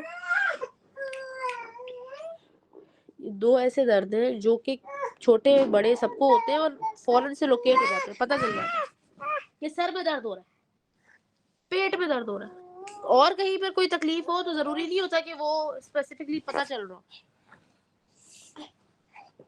اچھا جی، تو انہوں نے عام مسلمانوں کو سمجھانے کے لیے بتا دیا کہ بھئی یہ درد کی دعا ہے، آپ اس کو پڑھ لیجیے، اور اس کو ہر طرح کے درد کے لیے بھی، فزیکل درد کے لیے بھی یوز کیا جا سکتا ہے، اور آپ کو بتایا اسپرچل بھی ہیلنگ کے لیے یوز کرنا ہی کرنا ہے اس کو۔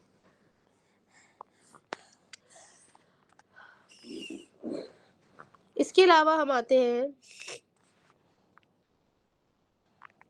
ایک رقیہ ایسا جو کہ بہت ہی نیڈڈ ہے، سخت نیڈ ہے اس کی، وہ ہے کلاسک رقیہ۔ ٹھیک ہے، کلاسک رقیہ کا کیا مطلب ہوا کہ کلاسک بیماری کے لیے، وہ بیماری کیا ہے؟ جادو۔ جادو سے مراد سب سے دیکھیں، جب ہم بات کریں گے کلاسک رقیہ میں، کلاسک بیماری وہ جادو بنے گی، اور کلاسک جادو کون سا ہوتا ہے؟ جو میاں بیوی کے درمیان جھگڑا، فساد، لڑائی یا جدائی ڈالنے کے لیے کیا جاتا ہے۔ کس نے کیا؟ اس سے بالکل اوپر اٹھ جائے، اس بات کو ختم کر دیں، اپنا تعلق صرف اور صرف علاج سے رکھیں۔ کس نے کیا، کیوں کیا، کیسے کیا، کتنے دن ہو گئے، نہ ان چیزوں میں نہیں جائیں، کیونکہ آپ جا نہیں سکتے اور جان نہیں سکتے سوائے اللہ کی ذات کے، کیونکہ ایک چیز تو ہو گئی نا پاسٹ میں، آپ کو کیسے پتہ چلے گا؟ اور جس کو پتہ چلے گا وہ آپ پوچھیے گا اس سے کہ اس کو کیسے پتہ چل رہا ہے۔ لہٰذا ان چیزوں میں نہ جائے، اپنا تعلق ٹریٹمنٹ سے رکھیں۔ اور ٹریٹمنٹ کیا ہے اس کا؟ چلے آج ہم کر لیتے ہیں اس کا ٹریٹمنٹ۔ اس کا ٹریٹمنٹ ہے سورہ الفاتحہ کے ساتھ ساتھ آیت الکرسی کے ساتھ ساتھ وہی بیسک رقیہ، سورہ البقرہ کی آخری 2 آیتیں، لیکن اس کے درمیان میں ایک چیز پڑھنی ہے آپ نے، وہ کیا ہے؟ اور وہ آپ نے سب سے زیادہ نمبر اس کا اسی کو ریپیٹ کرنا ہے، وہ ہے سورہ البقرہ کی آیت نمبر 102، جو کہ ہے ہی جادو کے بارے میں، کہ جب بتاتے ہیں اللہ سبحانہ تعالیٰ ہمیں کہ یہ سلیمان نے کفر نہیں کیا تھا، بلکہ یہ تو ان فرشتوں نے کفر، وہی فرشتے آئے تھے 2، اور انہوں نے یہ رقیہ لوگوں کو سکھا رہے تھے، اور ساتھ ہی ساتھ یہ بھی اعلان کیے جا رہے تھے کہ اگر تم نے اس معاملے میں تم آئے اور اس کو سیکھا تو تم کفر کرو گے، اور یہ وہ جادو ہے کہ جو کہ عورت اور مرد میں، یعنی کہ عورت اور اس کے مرد میں درمیان میں جدائی ڈال دیتا ہے، تفرق پیدا کرتا ہے، فرق پیدا کرتا ہے، ان کو دور دور کر دیتا ہے، لیکن یہ اللہ کے اذن کے علاوہ لوگوں کے اوپر اثر انداز نہیں ہوتا۔ اور کیا کہ وَيَتَعَلَّمُونَ مَا يَضُرُّهُمْ وَلَا يَنفَعُهُمْ، کہ تم اس بات کو بھی جان لو کہ یہ ضرر ہی پہنچائے گا، کیا نقصان پہنچانے والی چیز ہے، وَلَا يَنفَعُهُمْ، یہ ان کو نفع نہیں دے گا، کس کو؟ سیکھنے والے کو، کرنے والے کو۔ پھر آگے فرمایا کہ وَلَقَدْ عَلِمُوا، اور اس بات کو پکی تحقیق شدہ بات ہے، مان لو اس بات کو، اس بات کو جان لو کہ لَمَنِ اشْتَرَاهُ مَا لَهُ فِي الْآخِرَةِ مِنْ خَلَاقٍ، کہ تم نے جو سودا کیا ہے نا، اپنی آخرت کا سودا کر لیا ہے۔ وَلَبِئْسَ مَا شَرَوْا بِهِ أَنفُسَهُمْ لَوْ كَانُوا يَعْلَمُونَ، یعنی کہ اس آیت میں یہ بھی بتایا جا رہا ہے کہ اس سے یہ ہو جاتا، لیکن اگر تم نے اس طرح سے کیا تو تم اصل میں اپنی آخرت برباد کر لو گے۔ کیا کرو گے تم؟ اپنی آخرت بیچ دو، کہ آخرت دے دو گے، اور یہ نقصان خرید لو گے، اور نقصان کیا ہے؟ وہ میجک۔ اور بے شک وَلَبِئْسَ مَا شَرَوْا بِهِ، بے شک بہت ہی بری قیمت دی ہے تم نے اپنے نفس کو بیچ کر، یا نفس سے مراد اپنی روحوں کو بیچ کر۔ اس بات کو سمجھیں کہ لَوْ كَانُوا يَعْلَمُونَ، اگر اس بات کو وہ سمجھ لیتے تو، یا علم رکھتے اس بات کا۔ اب ما شروا به انفسهم، انہوں نے بہت ہی برا سودا کیا کہ انہوں نے اپنی ذات کو بیچ دیا، یا اپنی سول کو بیچ دیا۔ اب یہ سول کو بیچنے والا سلسلہ تو آپ جانتے ہیں کہ ہمارے اینڈ آف ٹائم سے آپ لوگ سمجھ ہی رہے ہیں، اس کو دیکھ رہے ڈاکیومنٹری۔ یہ سول بیچ دینے والا معاملہ کیا ہے؟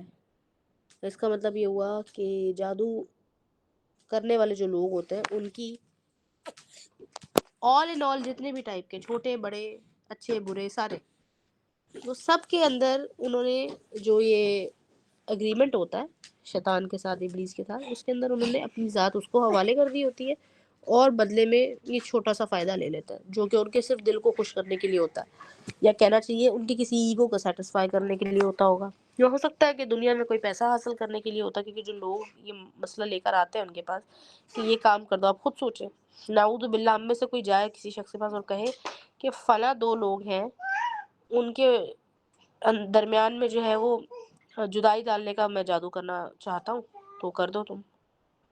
मतलब ये करने वाला शख्स कौन होगा जो इस बात को, इस मकसद को सुन लेगा? वो आपके पास अगर कोई इस तरह की बात करने के लिए आए, क्या आप सुनेंगे? नहीं। लेकिन आप देखिए इस तरह का ये सब कुछ हो रहा है दुनिया में। बहरहाल कहने का मकसद ये हुआ कि बहुत ही बुरी चीज़ है, बहुत ही बुरा सौदा है। अल्लाह सुब्हानहू व तआला ने खुद ही डिक्लेयर किया आयत नंबर 102 में। थोड़ा सा मफहूम मैंने आपके सामने बयान किया, थोड़ा सा मफहूम, और कोशिश की है कि तर्जुमे के साथ साथ ही रहूँ मैं, इसके अलावा नहीं निकली। आप चाहें तो उसको खुद से भी पढ़िएगा। बहरहाल इस आयत को बार बार पढ़ना, कम से कम 21 मरतबा, 11 से 21 मरतबा इसको पढ़ना, पानी पर दम करना और मरीज़ पर भी दम करना। सबसे बेहतर रहता है पानी के ऊपर दम करना। पानी का दम करने का तरीका मैं हर सेशन में रिपीट करती हूँ कि आवाज़ के साथ ही दम होगा, बगैर आवाज़ के दम नहीं होगा। आपकी आवाज़ खुले बर्तन में, खुले जार में, बॉटल के अंदर जानी चाहिए। अगर बॉटल में पानी रखा है, ग्लास है, जार है, बोल है, व्हाटएवर, उसमें आवाज़ टकरानी चाहिए, तो ही जाकर उसकी फ्रीक्वेंसी चेंजेस कुछ पैदा करती है। कुछ केमिकल चेंजेस होते हैं पानी के अंदर, वो आपको इफ़ेक्ट करती है जाके। ठीक है? ये क्लासिक रुक़या है मियाँ बीवी के मामलात को दुरुस्त करने के लिए। अब इसका मतलब ये नहीं है कि आप ये चीज़ें पढ़ेंगे और आपके बाकी मामलात आपने बगैर सुधारे ही आप कहेंगे कि अब जादू हो जाएगा, अल्लाह की तरफ से सब ठीक हो जाएगा। बेशक अल्लाह सुब्हानहू व तआला हर चीज़ पर क़ादिर है, लेकिन आप लोगों के दरमियान जो फ़र्क आ गया है, उसमें जो एक दूसरे के साथ आपने ज़्यादती, बदतमीज़ी, गलत बयानी, झूठ, इल्ज़ाम तराशी की है, चाहे छोटे लेवल पे की है, बड़े लेवल पे की है, मियाँ बीवी क्योंकि ये सब करते हैं ना शैतान की बातों में आके, उसको दुरुस्त करना ज़रूरी है। अल्लाह की खातिर वापसी करना ज़रूरी। वापसी से मुराद है अल्लाह से तौबा करें और अल्लाह को कहें कि अल्लाह मैंने इस तरह से कर दिया, आपको राज़ी करना है मुझे इस रिश्ते के ज़रिए से, आपको राज़ी करने का ज़रिया है ये, तो मैं आपको नाराज़ नहीं करना चाहती, मुझसे ये गलतियाँ हुई हैं, आप मुझे माफ़ कर दें। और जाकर अपने शौहर से भी माफ़ी मांगे, और अगर शौहर है तो बीवी से जाके माफ़ी मांगे, और दोनों जब ये काम करेंगे तो इंशाल्लाह बहुत अच्छा, बहुत जल्दी फ़र्क पड़ेगा। अगर आपको लगता है मामला इतने ख़राब है, इस बारे में बात नहीं की जा सकती, तो नहीं बात करें। सिर्फ एक ही शख्स, बीवी या शौहर में से कोई एक, इसको पढ़ ले अच्छे तरीके से, वज़ू करके, बावज़ू होके, ख़ास तौर पर किसी फ़र्ज़ नमाज के बाद अगर आप करेंगे ये, सुबह शाम में, फ़जर में ख़ास तौर पे करेंगे तो बहुत ही बेहतरीन हो जाएगा।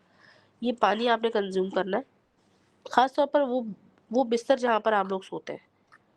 मियाँ बीवी अगर तो साथ रहते हैं, यानी कि अगर एक ही घर में मौजूद है, झगड़ा इतना बुरा नहीं हुआ है, अगर वो एक ही रूम यूज़ कर रहे हैं तो उस रूम के चारों कोनों में कर दें, बिस्तर पे, तकिए पे ज़रूर कर दें, सोने के टाइम पे छिड़क दें। अगर आप लोग अलग-अलग हैं फॉर व्हाटसोएवर रीज़न, अलग-अलग मुल्कों में रहते हैं, अलग-अलग शहरों में रहते हैं, तब भी आप अपने बिस्तर पे, जिसने रुक़या पढ़ा है वो अपने बिस्तर पे ज़रूर छिड़के, अपने ऊपर भी छिड़के। और फिर इस केस में हमने देखा है कि ना ख्वाब ज़रूर आते हैं।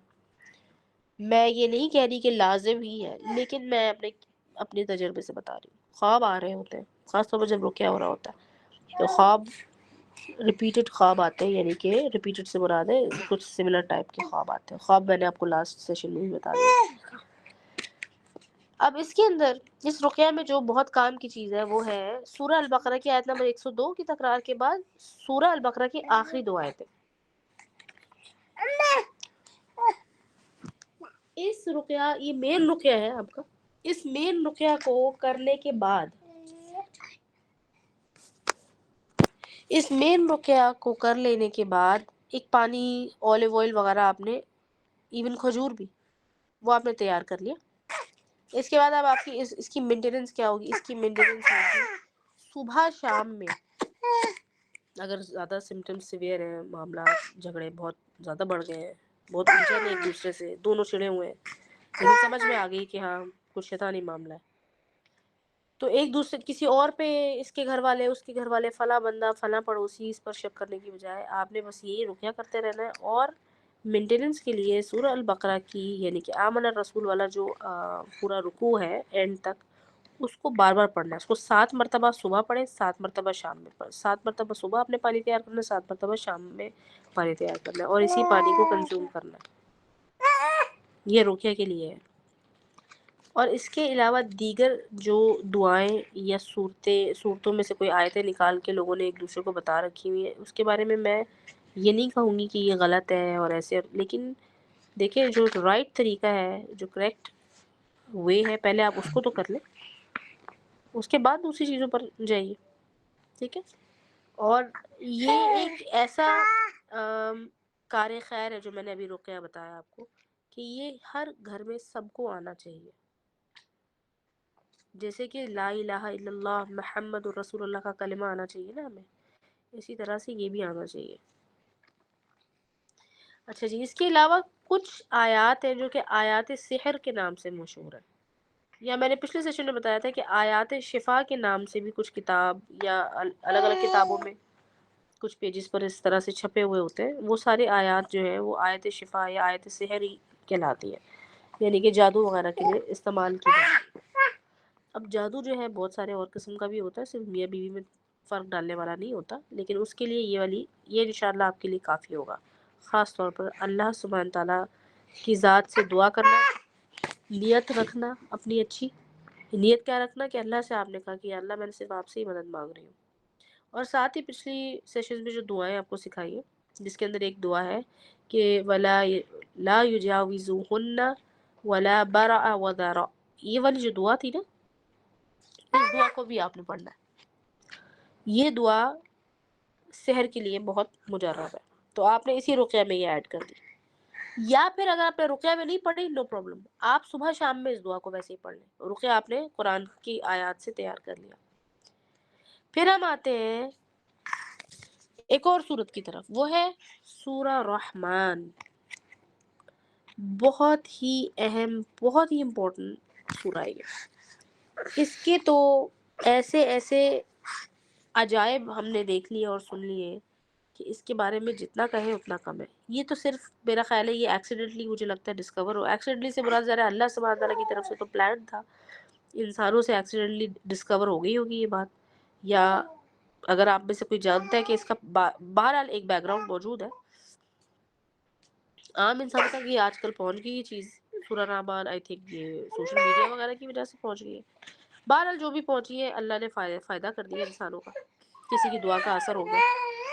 یہ صرف سورہ رحمان ہی نہیں ہے، قرآن کے بہت سے ایسے حصے ہیں جو کہ واقعی میں جادو کا اثر رکھتے ہیں. ایسے ہی نہیں یہودی رسول اللہ صلی اللہ علیہ وسلم کے اوپر الزام لگا رہے تھے کہ یہ جو پڑھ رہا ہے نا یہ جادو ہے، کیونکہ وہ جادو کا اثر رکھتے ہیں، دلوں پر اثر کرتے ہیں، جسم پہ اثر کرتے ہیں. تبھی تو ہمارے رونگٹے کھڑے ہو جاتے ہیں. ہر آیت پہ تو نہیں کھڑے ہوتے، کسی پہ کھڑے ہو جاتے ہیں. کیوں؟ اس کا مطلب ہے کہ اس آیت کا ایک خاص امپیکٹ ہے آپ کی باڈی، آپ کی سول کے ساتھ. بہرحال سورہ رحمان جو ہے بہت ہی بہترین شفا کی صورت ہے. سورہ رحمان کا مور اور لیس آلموسٹ وہی ایفیکٹ ہوتا ہے جو سورہ الفاتحہ کا ہوتا ہے.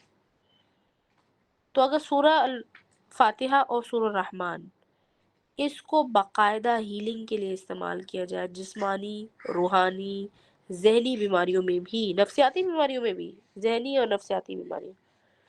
دیکھیں نفسیاتی بیماری میں تو ہم یہ کہہ سکتے ہیں کہ جو نفسیات ہوتی ہے اس میں کچھ نہ کچھ آپ کا فزیکلی یعنی کہ کیمیکل چینجز بھی ہوتے ہیں، برین میں کچھ چینجز ہو جاتے ہیں جس کی وجہ سے انسان کا بیہیویئر پیٹرن نارمل سے ہٹ جاتا ہے.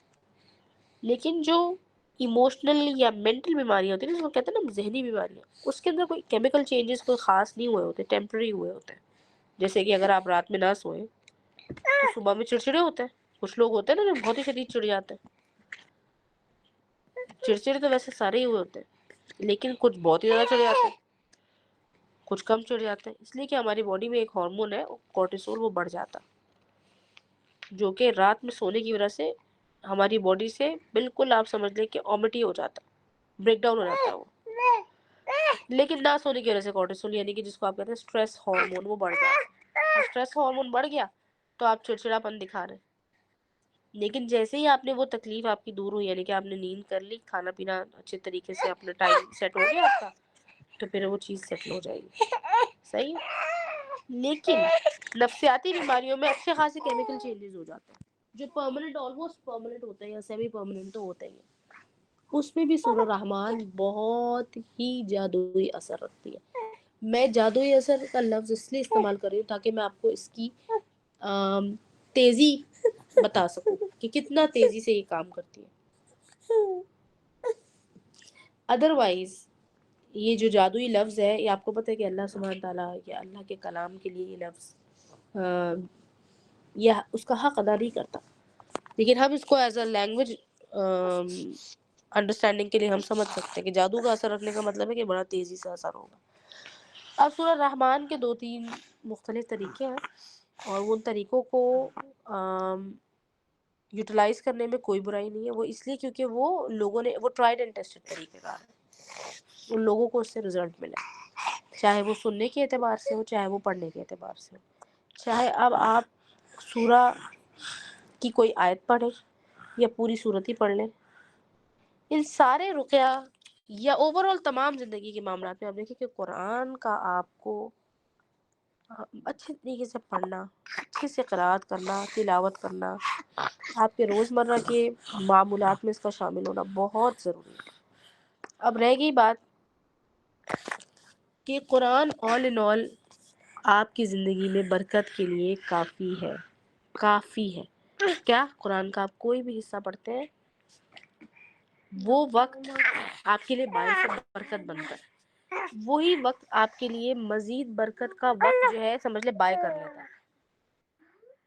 یعنی کہ اگر آپ شام میں پڑھتے ہیں، صبح میں پڑھتے ہیں، اور یاد رکھیے کہ بے شک فجر کا جو قرآن ہے وہ مشہود ہے. مشہود سے مراد کے خاص فرشتے آتے ہیں جو اور کسی وقت پہ نہیں آتے، وہ فجر میں آتے ہیں اور وہ یہ دیکھنے کے لیے آتے ہیں کہ قرآن کون پڑھا کون نہیں پڑھا. ٹھیک ہے. تو اگر آپ قرآن کو ویسے ہی تلاوت کرنے اپنی زندگی کے معاملات میں شامل کر لیں، کم سے کم 2 مرتبہ تو مجھے لگتا ہے صبح شام میں ہمیں کرنا چاہیے، چاہے آپ 5 منٹ کریں، چاہے 10 منٹ کریں، چاہے آدھا گھنٹہ کریں، تو آپ کے بہت سارے معاملات ویسے ہی بہتر ہو جاتے ہیں. لیکن اگین جو لوگ قرآن پڑھتے تھے اور اب ان سے نہیں پڑھا جا رہا، انہیں وقت نہیں مل رہا، یا پڑھتے ہیں تو الجھن ہوتی ہے، یا دل نہیں لگ رہا ان کا قرآن میں، تو یہ اپنے آپ میں اسی بات کا سمٹم ہے کہ شیطانی اثرات ہو گئے. تو اب آپ نے کیا کرنا ہے؟ رقیہ کا استعمال کرنا ہے. اگر آپ ظاہر اب آپ سے قرآن نہیں پڑھا جا رہا، ہاں جی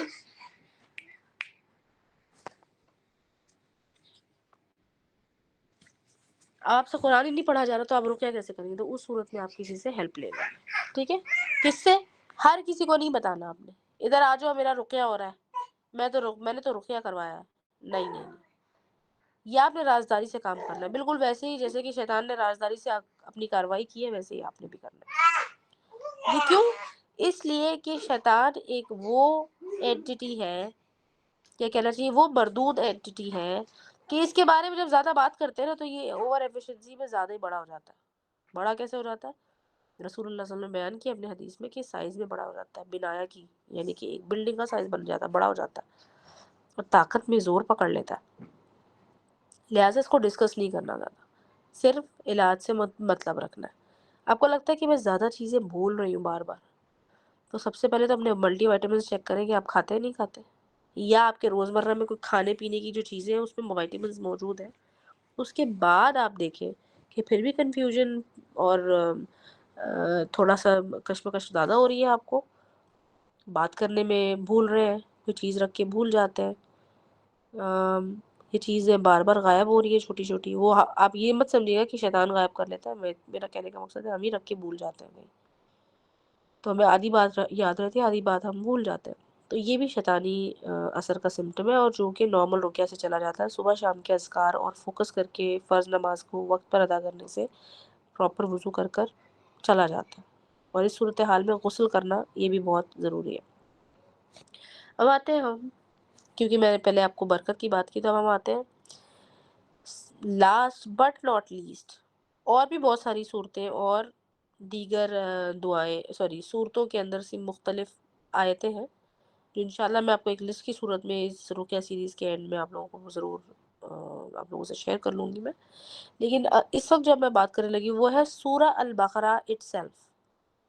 سورہ البقرہ کے بارے میں رسول اللہ صلی اللہ علیہ وسلم بیان کرتے ہیں کہ یہ سورہ البقرہ کا پڑھنا جو ہے وہ باعث برکت ہے، اور یہ صورت یعنی کہ جو شخص اس صورت کی تلاوت کرتا ہے یہ اس کو رسوا نہیں ہونے دیتی، یعنی کہ کیا وہ کافی ہو جاتی ہے اور جادوگر اس کا مقابلہ نہیں کر سکتا. لہٰذا دو چیزوں کا خیال رکھنا ہے. جس گھر میں یا جس مریض کو لگتا ہے آپ کو جادو، خاص طور پر جادو کا مسئلہ ہے یا پھر نظر کا مسئلہ ہے، وہ تھکے گا بھی جلدی تھکے گا عام بندے سے، اس کو آپ نے یہ نہیں کہنا کہ بھئی آج ہی ایک ہی دن میں پوری سورہ البقرہ پڑھ لو، ایسا نہیں ہے. اس حدیث کو سن لینے کے بعد سورہ البقرہ کو آپ برکت کے لیے استعمال کریں، کیونکہ ابھی برکت ہی تو نہیں ہے جسم میں. تھک رہے ہیں آپ، تھوڑی سورہ البقرہ پڑھی، برکت آ جائے گی. پھر جب آئے گی تھوڑی سی انرجی، تھوڑی اور پڑھیں. اس کو ایک شیخ نے بڑے زبردست طریقے سے ہمارے لیے بریک ڈاؤن کیا. انہوں نے کہا کہ 7 دنوں میں آپ پڑھیے اس کو، کیونکہ رسول اللہ صلی اللہ علیہ وسلم کی ایک اور حدیث میں بیان کیا گیا کہ 3 دن تک شیطان اس گھر میں داخل نہیں ہو سکتا جس گھر میں سورہ البقرہ کی تلاوت کی جاتی ہے. ٹھیک ہے، تو 3 دن تک نہیں داخل ہو رہے کہ 3 دن تک تو یو آر سیف. تو تیسرے دن یا چوتھے دن سے آپ دوبارہ سے اس کو پڑھنا شروع کر دیں، چاہے تو 3 دن میں مکمل کر لیں. لیکن یہ کون لوگ کر سکتے ہیں؟ جو تجوید کے ساتھ قرآن کو پراپر تلاوت کرنا سیکھ رہے ہیں یا سیکھ چکے ہیں. اور وہ جو دوسرے طریقے سے پڑھنا ہے اس کے بارے میں تو میں سوری ٹو سے بٹ نو کمنٹس، میں اس پہ کوئی کمنٹ نہیں دے سکتی. اللہ کی مرضی ہے. لیکن جو چیز ہم جانتے ہیں حدیث وغیرہ سے، وہ ہم جانتے ہیں کہ ایسا پڑھنے کی کوئی خاص سگنیفیکنس تو نہیں ہے. اور ہم تو ویسے ہی ایک ایکسٹرا اثر کے لیے پڑھ رہے ہیں. برکت بھی چاہیے، جادو سے مقابلہ بھی چاہیے، جنات بھی نہ آئے اور شیاطین بھی نہ داخل ہوں. تو اب یہ بات یاد رکھیے کہ جنات اور شیاطین دو مختلف چیزیں. جنات کا ہونا اس سے کوئی فرق نہیں پڑے گا. ایسے جنات کا ہونا جو شیاطین کے طور پر کام کرتے ہیں، یعنی کہ شر پیدا کرنے والے ہوتے ہیں، شیطان والے جو ہوتے ہیں،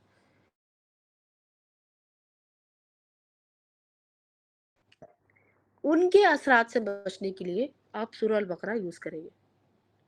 سورہ البقرہ کا پانی کیونکہ بھائی اس سے برکت ہے، لہٰذا آپ نے اکثر سنا ہوگا کہ لوگ جب نئے گھر میں جاتے ہیں تو سورہ البقرہ پڑھتے ہیں، پڑھواتے ہیں یا اس کا پانی چھڑکتے ہیں، تو برکت کے لیے.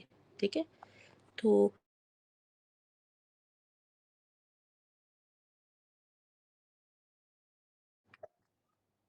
اچھا جی، تو اس کا مطلب یہ ہوا کہ آپ کے پاس 3 دن سے لے کے 7 دن تک کا ٹائم ہے. 3 دن رسول اللہ صلی اللہ علیہ وسلم نے بتایا، الحمدللہ، اور 7 دن ایک شیخ نے ہمارے لیے، امت کے لیے آسان کیے. اب یاد رکھیے گا کہ سورہ البقرہ ہی وہ سورت ہے جس کے باعث قیامت کے دن ٹھنڈے بادل کا سایہ بھی ملے گا.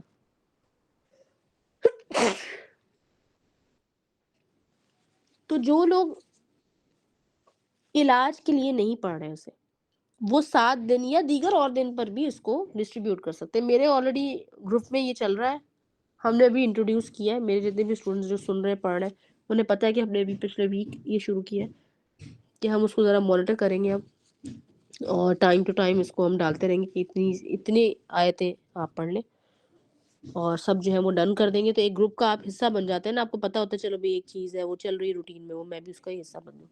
اکیلے لوگ سمجھتے ہیں کہ ہم کر لیں گے، لیکن ہوتا نہیں ہے. میں خود بھی اگر اپنے گروپ کے ساتھ نہ چل رہی ہوں تو میں بھی پیچھے رہ جاتی ہوں. ٹھیک ہے، تو چاہے آپ ہو میں ہوں، ہم سب جو ہے وہ اسی چیز کا شکار ہے. ہمارے اندر اتنی ہی کمزوری ہے. اور شیطان، میں نے کہا نا، وہ کسی وقت بھی نہیں چکتا. ہم تھک جاتے ہیں، یہ نہیں تھکتا. اس لیے تو رات میں وہ ہماری ناک کے بانسے میں سوتا ہے. رسول اللہ صلی اللہ علیہ وسلم نے فرمایا کہ ناک کے بانسے میں، یہ کتاب الانبیاء کی حدیث ہے صحیح البخاری میں، کہ رسول اللہ صلی اللہ علیہ وسلم نے فرمایا کہ یہ جو شیطان ہے یہ ناک کے بانسے میں سوتا ہے تم لوگوں کی. کیوں سوتا ہے یہ وہاں پر؟ تاکہ جب ہم اٹھیں تو یہ اٹھ جائے. ٹھیک ہے، لہٰذا کیونکہ اس نے کام کرنے ہوتے ہیں نا ہمارے اوپر، چاہے فجر کی نماز، خاص طور پر فجر کی ہوتی ہے کیونکہ زیادہ تر لوگ ظاہر ہے رات میں سوتے ہیں.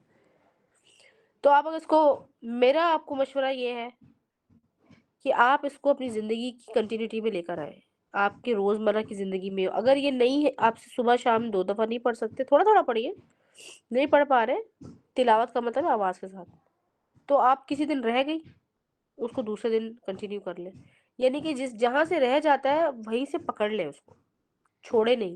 اور برکت کہاں کہاں ہوگی؟ آپ کے معاملات میں، رزق میں، گھر میں، وقت میں، پڑھنے میں، سیکھنے میں، یاد کرنے میں، محبت میں، کھانے پکانے میں، گھر کے جو کھانا پینا، دعوت، مہمان کا آنا جانا، رشتہ داریوں میں، معاملات، ہر چیز میں وہ چیز آپ کو افیکٹ کرے گی. کیونکہ برکت کا اور عافیت کا جو مطلب ہے وہ ہماری سوچ سے بہت آگے ہے. اسی لیے عربی لینگویج کا جاننا بھی بہت ضروری ہے ہمارے لیے، تاکہ ہمیں اندازہ ہو کہ کتنے انٹینس الفاظ ہیں جب ہم بولتے ہیں نا. کیوں ایسا ہے کہ جب کوئی شخص کسی دوسرے شخص کی کسی اچھی چیز کو دیکھ کر برکت کی دعا دے دے تو اس کی نظر کا اثر نہیں ہوتا؟ کیوں؟ اتنی بڑی بات ہے یہ. برکت کوئی چھوٹی چیز نہیں ہے.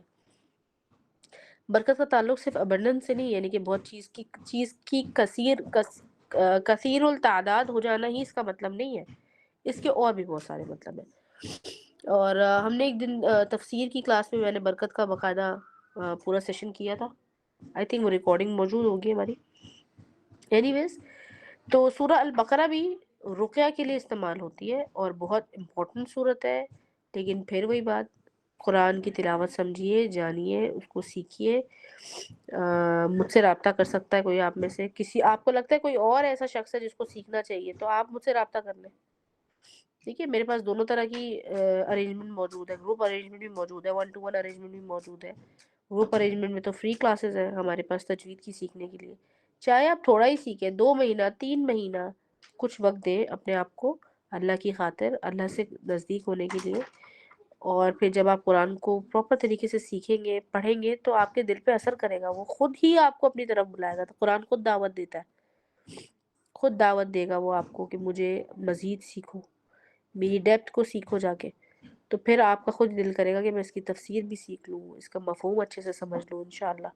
اور وہ اسی طریقے سے پھر برکت کا باعث. یہ برکت ہی تو ہے کہ آپ تلاوت کی سیکھنے آئے ہیں قرآن کی، تو آپ جو ہے وہ یو ہیو اینڈڈ اپ ماشاء اللہ سے لرننگ all the other علوم of Quran also like that انشاءاللہ. اور قرآن کی تلاوت کے بعد درود کا پڑھنا، یعنی کہ صلوات پڑھنا، اور صلوات کے ساتھ کوئی بھی دعا مانگنا، یہ ہماری نارمل روٹین میں نہیں ہے اور ہم اتنا امپورٹنٹ وقت چھوڑ دیتے ہیں. میری خود زندگی کے بہت بڑے وقت پہ ہم نے صدق اللہ العظیم پڑھا اور پڑھ کر جو ہے وہ قرآن بند کر دیتے تھے. ہمیں سکھانے والوں نے، ہمارے بڑوں نے بھی ہمیں نہیں بتایا، نہ ہی ہم نے کہیں پڑھا کتاب میں کہ قرآن کے بعد جو ہے درود پڑھ کر اگر دعا مانگی جائے تو دعا قبول ہوتی ہے. تو یاد رکھیں کہ قرآن کی تلاوت کے وقت پہ جو ہے درود پڑھنے کے بعد دعا اگر آپ کر لیں تو آپ کی دعا مقبول ہو جائے گی. ساتھ ہی ساتھ قرآن میں جس کی کچھ غلطیاں وغیرہ ہو جاتی ہیں، حفظ کرنا تو واجب نہیں ہے، حفظ کرنا تو فرض نہیں ہے، لیکن قرآن پڑھنا سیکھنا وہ تو واجب ہے آپ کے اوپر. تجوید کے ساتھ سیکھنا یہ واجب ہے. یہ کہیں نہیں لکھا کہ تجوید کے ساتھ سیکھنا، لیکن تجوید کے ساتھ ہی قرآن نازل ہوا تھا. اور رسول اللہ صلی اللہ علیہ وسلم نے 7 قرات کا ذکر کیا اپنے حدیث میں، صحیح بخاری کی حدیث ہے. تو 7 قرات کا مطلب ہے 7 ڈیفرنٹ ڈائلیکٹس ہیں، تو جس میں سے کم سے کم ایک تو آنا ہی چاہیے ہم سب کو. اور ان میں سے کوئی بھی ایک بغیر تجوید کے نہیں ہے. کوئی بھی ایسا طریقہ نہیں ہے جس کے اندر آپ کہیں گے ہاں یہ بدون تجوید، ایسا کچھ بھی نہیں ہے. لہٰذا اللہ سبحانہ وتعالیٰ سے دعا کریں، اور قرآن جو ہے وہ باعث برکت ہے دنیا میں، اور آخرت میں بھی وہ باعث نجات بنے گا. تو برکت یہی ہے کہ آپ پہلے سیکھیں گے، سمجھیں گے، سنیں گے، آپ کا دل لگ جائے گا اس کے ساتھ. اور یاد رکھیے گا، میں اکثر ہی کہتی رہتی ہوں، دوبارہ سے کہہ رہی ہوں، قرآن کو پڑھنے میں اور قرآن کو سننے میں، قرآن یعنی کہ ٹیکسٹ، بہت فرق ہوتا ہے. ٹھیک ہے، دونوں کا الگ الگ امپیکٹ ہے، اثر الگ الگ ہے دونوں کے. لیکن دونوں میں سے آپ یہ نہیں کہہ سکتے کہ اس کا اثر کم ہے اس کا اثر زیادہ ہے، یہ نہیں کہہ سکتے. لیکن دونوں کے اثرات الگ الگ ہیں. ٹھیک ہے، اللہ سبحانہ وتعالیٰ ہم سب کو قرآن کے ساتھ ہمیشہ جڑ کر رہنے والا بنائے، ہماری اولاد کو بھی. اس کو سمجھنے والا بھی بنائے، اس پر عمل کرنے والا بھی بنائے، اور قرآن کے ذریعے جو بھی ہماری نجات اور خیر ہے وہ اللہ سبحانہ تعالیٰ ہمیں توفیق دے کہ ہم اس تک پہنچ سکیں جو قرآن کے ذریعے سے اللہ نے ہمارے لیے ہمارے تقدیر میں لکھی ہوئی ہے۔ اور قرآن ہی وہ چیز ہے جو کہ ہمیں بری جو ہم کہتے ہیں نا برا نصیب ہے، بدبختی ہے، نعوذ باللہ، اس سے بچاتا ہے۔ آپ سوچیں ایک شخص صبح شام قرآن کی تلاوت کرتا ہے، اللہ سبحانہ تعالیٰ کیسے نہیں اس کو شر سے بچا کر رکھیں گے۔ لیکن قرآن پڑھنے کا مطلب یہ نہیں ہے کہ آپ صبح شام کے اذکار نہیں پڑھیں گے، کیونکہ جہاں اللہ کا حکم، اللہ کا کلام آپ نے پڑھنا ہے، اسی طرح سے اللہ سبحانہ تعالیٰ نے کیا فرمایا قرآن میں؟ متعدد مقامات پر فرمایا کہ میری اطاعت کرو اور میرے رسول کی بھی اطاعت کرو۔ اطیعوا اللہ و اطیعوا الرسول، اللہ کا پہلے حکم ماننا، اس کے بعد رسول کا حکم ماننا۔ تو رسول اللہ صلی اللہ علیہ وسلم نے جو ہمیں چیزیں بتائی ہیں وہ ہمارے لیے، ہماری دنیا کی زندگی کے لیے اچھی ہے، وہ فائدہ ہی فائدہ ہے اس میں، اور کیسا فائدہ ہے؟ دنیا کا فائدہ بھی ہے اور آخرت کا بھی فائدہ ہے۔ انشاءاللہ اب جو ہے وہ ہمارا نیکسٹ سیشن آئی تھنک عید کے بعد ہی ہے، ساتھ پھر یہ ویک تو پھر نیکسٹ منڈے سے ہمارے پاس تو ہے ورک۔ اب آئی ڈونٹ نو پاکستان میں کب ہے پاکستان میں عید؟ اچھا سیٹرڈے کو ہے، تو پھر منڈے نہیں ہوگا نا، پھر تو ٹیوزڈے یا وینسڈے ہوگا۔ ہاں مطلب کلاسز ریزیوم بھی ہے، اور ظاہر ہے عید کے 3 دن تو لازم ہوتے ہیں نا یہ تو۔ ہاں اچھا اچھا، it has to be like Tuesday. ٹھیک ہے، پھر آپ لوگ اناؤنسمنٹ کا ویٹ کیجیے گا، اگر ظاہر ہے نیکسٹ منڈے تو پھر نہیں ہے وہ انشاءاللہ۔ اس کے نیکسٹ ویک پہ ہم جو ہے رکے سیریز واپس ریزیوم کریں گے، آپ کے سوال جواب لیں گے، اور آپ لوگ کے معاملات کچھ کسی کے ہیں، یا پھر میں آپ لوگوں کو کچھ لائیو کیسز بھی بتاؤں گی انشاءاللہ۔ اور اب ہمارے پاس ایک ٹاپک ہے جو آگے آنے والے سیشن میں میں نے کرنا ہے، وہ ہے مزید اور مختلف materials to be used in رقیہ، جو کہ غذا نہیں ہے لیکن غذا کے طور پر یا تو ہم استعمال کرتے ہیں یا پھر کوئی اور دیگر چیزیں جیسے کہ لبان یا اس سے ریلیٹڈ چیزیں۔ پچھلے سیشن میں جب ہم نے غذا کے تذکرہ کیا تھا، تو غذا میں آپ چیز یاد رکھیے گا کہ عجوہ کھجور، میں نے آپ کو بتایا تھا عجوہ کھجور مہنگی بھی ہوتی ہے، اور ہر جگہ نہیں اتنی آسانی سے ملتی۔ یہاں عرب میں تو مل جاتی ہے بہت آسانی سے، لیکن یہاں پر بھی اچھی خاصی مہنگی ہوتی ہے۔